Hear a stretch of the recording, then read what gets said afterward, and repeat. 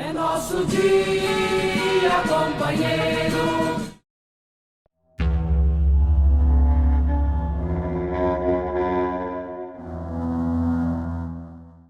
Bom, companheiros e companheiras, 34 anos de GM, entrei na GM em 89, 4 anos depois da ditadura, e recentemente eu tive acesso a 3 matérias falando um pouco do papel da GM no período da ditadura militar e como uma possível colaboradora, né? Uma possível colaboradora. Lamentei muito a história de um companheiro que participou da greve, se perdeu a família, não era militante, como diz a matéria, e de tantos outros companheiros que eu conheci, como o Orivaldo, o Chechel, companheiros militantes que, porque fizeram uma greve em 1985, foram demitidos sem direito, lascaram na vida. No período que eu entrei, até certo ponto, ainda sofri perseguição por ser um militante, mas uma perseguição muito diferenciada do período que se fazia na ditadura militar. É aquela perseguição mais branda, mais perseguição. Tentavam encontrar e identificar militantes de esquerda que disputassem CIPA, que disputassem sindicato. Eu vivi isso. Tanto é que atrasaram meu pagamento, minha mudança para o estágio último como ferramenteiro especializado A, por 10 anos eu não tive aumento, porque eu fazia mandato da CIPA. Para se ter uma ideia, era uma outra forma de perseguição, já na República Democrática pós-ditadura militar. A GM hoje, ela faz um exercício de se adequar à atualidade, à contemporaneidade do debate da democracia da sociedade. Isso é visível. Então ela faz o debate em novembro sobre a questão negra, de combate ao racismo.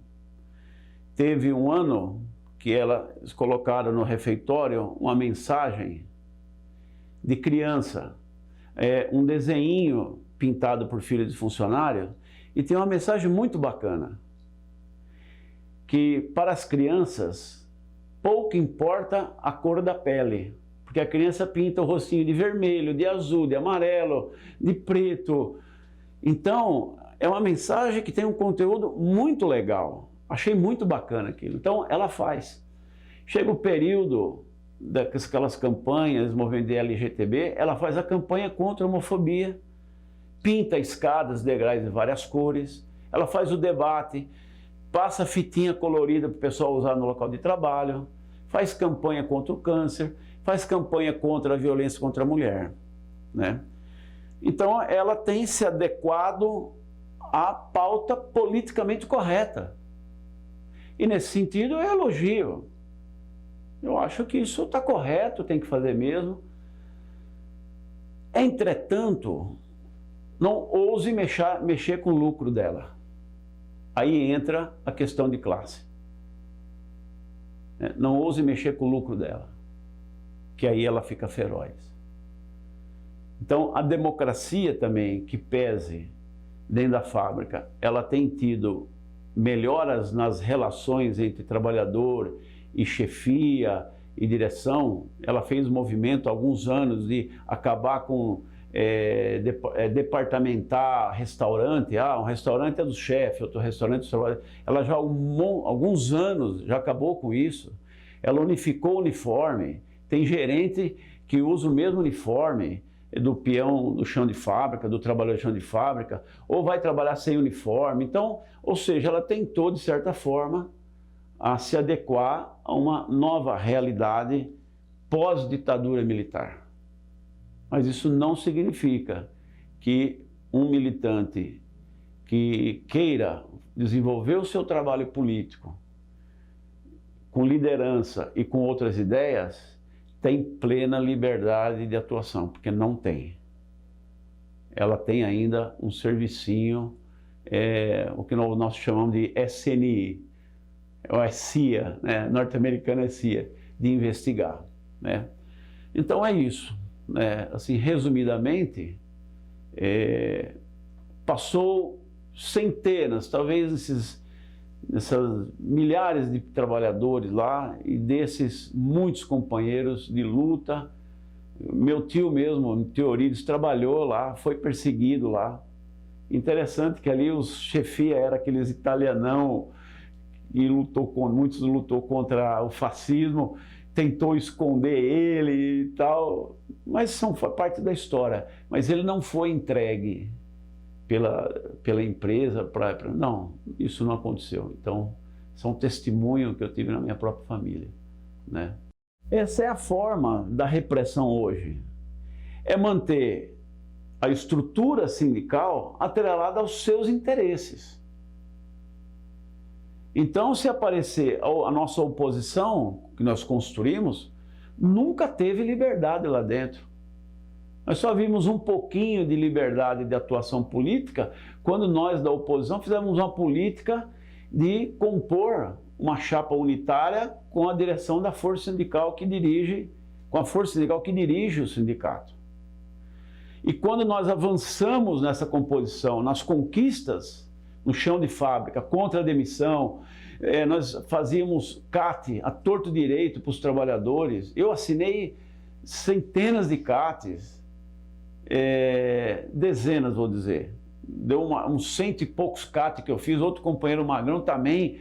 E a empresa estava extremamente incomodada e falava assim, o diretor de relações sindicais falava assim, essa composição não deu certo. Porque eles achavam que aquela oposição que em 2006 explodiu de voto na CIPA, iria entrar no esquema de um sindicalismo pelego. Nós não entramos no esquema.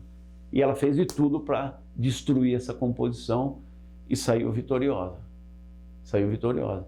Então o sindicato hoje está lá com o mesmo dirigente, com o mesmo presidente há 40 anos, com a política de não organizar os trabalhadores, monta uma chapa do jeito que ele quer, faz eleições, processos fraudados, sem democracia nenhuma e com o respaldo das empresas, não é só da GM, de todas as empresas. É assim que funciona hoje a dominação do capital. Não é mais chamar órgãos de repressão para prender ou torturar trabalhadores, como são as denúncias que o jornalista tem apresentado agora recentemente, né?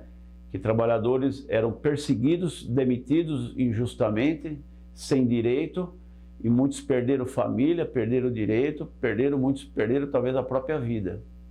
Hoje, a forma de repressão, a forma de perseguição de quem quer lutar pelos direitos dos trabalhadores mudou consideravelmente. Mudou assim, dá um ar de democracia, uma democracia que não é nada democrático. Como que você participa de uma eleição que você não tem o direito?